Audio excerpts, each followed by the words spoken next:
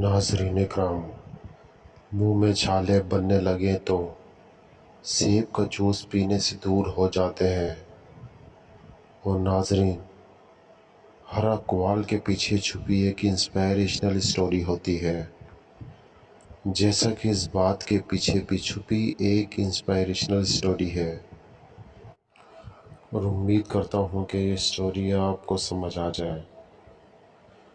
گاؤں کے چھوٹے سے بچے اکرم نے اپنے گاؤں میں ایک دن ایک عجیب سی بیماری سے متعلق سنی۔ یہ بیماری چھالے بناتی ہے جو اس کے منہ میں نکل رہے تھے۔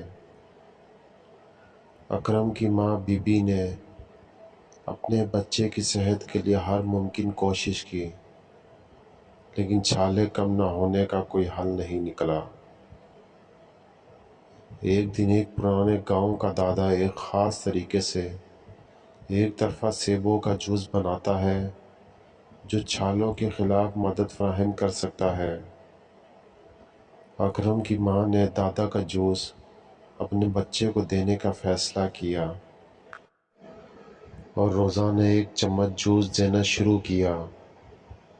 حیرانی کی بات ہے کہ چند ہفتوں میں چھالے تمام ہو گئے اور اکرم کا چہرہ خوبصورتی سے نکلتا ہوا دیکھا گیا۔